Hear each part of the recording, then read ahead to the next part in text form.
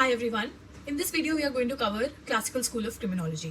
Now Classical School of Criminology, it began in the middle 18th century, and the two most important propounders of this theory were Caesar Beccaria and Jeremy Bentham. Classical school की जो theory थी वो scissor बेकेरिया और Jeremy Bentham ने दी थी और ये middle 18th century के आसपास आई थी. This school rejected the omnipotence of spirit. इस स्कूल ने प्री क्लासिकल स्कूल की जो थ्योरी थी उसको रिजेक्ट करा. हमने पिछले वीडियो में देखा था कि प्री क्लासिकल स्कूल की थ्योरी क्या थी. If you want to revise it, you can please go back to that video and look for it. Now, classical school के जो दो प्रोपाउंडर्स थे, जेरेमी बेंथम एंड सीजर बेकेरिया, उनके क्या मेन आइडियोलॉजीज थे. जेरेमी बेंथम एक इंग्लिश जूरिस्ट थे और इंग्लिश जूरिस्ट और फिलोसोफर थे जिन्होंने दो कॉन्सेप्ट्स दिए थे, यूटिलिटेरियनिज्म एंड हीडोनिज्म. यूटिलिटेरियनिज्म तो इस चीज़ के बारे में बात करता है कि सबका भला हो या फिर कोई भी ऐसा एक्ट, कोई भी ऐसा गुड या राइट हो जो कि मैक्सिमम लोग को बेनिफिट करे, मैक्सिमम लोगों को खुशी दे.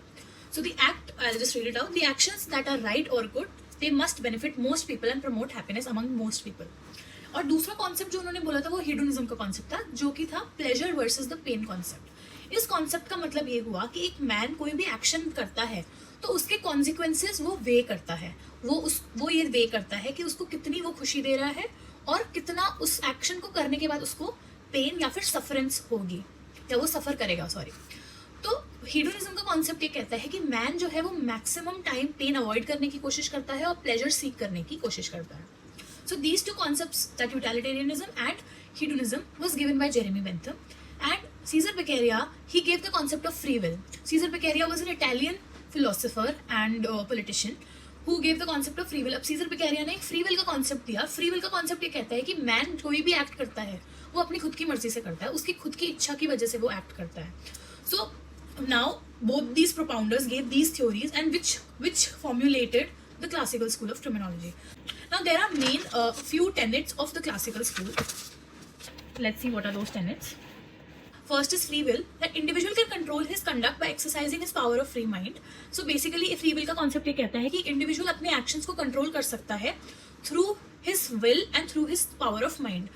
अपनी खुद की इच्छा से वो अपने एक्शंस को कंट्रोल करता है. दूसरा पॉइंट डेटरेंस की बात करता है. बेसिकली ये बोलता है कि एक फियर ऑफ पनिशमेंट क्रिएट होगा अगर लोगों के माइंड में, तो वो कम से कम क्राइम करने की कोशिश करेंगे. ऐसा क्यों है कि लोग अगर पनिशमेंट से डरेंगे और पनिशमेंट के कॉन्सिक्वेंसेज उन क्राइम्स से ज़्यादा होंगे तो वो वे करेंगे उसको. वो ये देखेंगे कि उनको प्लेजर किस चीज़ से मिल रहा है, कॉन्सिक्वेंसेज या फिर पनिशमेंट सफ़र करने से या क्राइम करने से. The third point is act versus intent. So this concept, criminology classical school focuses on the act. ये इस चीज़ पे फोकस करता है कि क्रिमिनल का एक्ट क्या था, ना कि इंटेंट क्या था. वो इंटेंट का कोई पॉइंट ही कंसिडर नहीं करता. Intent is not considered under this school, only the act is considered. आपने अगर मर्डर किया है तो मर्डर किया है, डिस्पाइट वो आपने सेल्फ डिफेंस में किया हो या डिस्पाइट आपका मेंटल कंडीशन ठीक नहीं हो, this is not considered under this school. The next point is the propounders of this school focused solely on prevention of the crime rather than punishment. तो ये जो क्लासिकल स्कूल के propounders थे उनका main M punishment का fear create करना था और वो इस वजह से था जिससे कि क्राइम प्रिवेंट हो सके, ना कि हम ऑफेंडर को पनिश करें.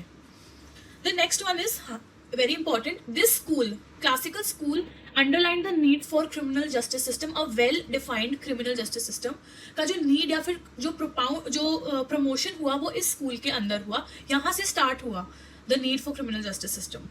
This school also focuses on the right of state to punish the offender. ये एक third party या फिर ये एक आर्बिट्ररी पार्टी से पनिशमेंट ना दिलवा के, they do not focus on judges but they focused on the state's right to punish. ये कहते हैं कि स्टेट का अधिकार है पनिशमेंट देने का, ना कि किसी जज का अधिकार है.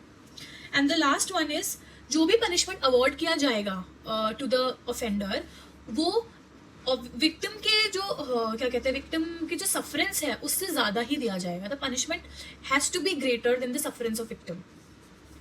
The criticism of this school, it actually focused on the abstractness of free will.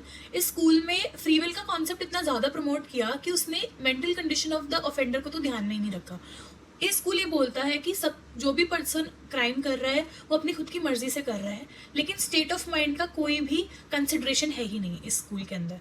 The other thing is कि हर ऑफेंस के लिए सेम पनिशमेंट है, इक्वल पनिशमेंट है। तो फर्स्ट टाइम ऑफेंडर्स और हैबिचुअल ऑफेंडर्स के पनिशमेंट में कोई डिफरेंस ही नहीं है। सिर्फ और सिर्फ ये एक्ट पे फोकस करते हैं, इंटेंट पे फोकस नहीं करते। तो अगर किसी ने मर्डर करा है तो वो मर्डर एक्ट पे फोकस कर रहे हैं, डजेंट मैटर उसने 50th मर्डर कर रहा हो या फर्स्ट मर्डर करा हो।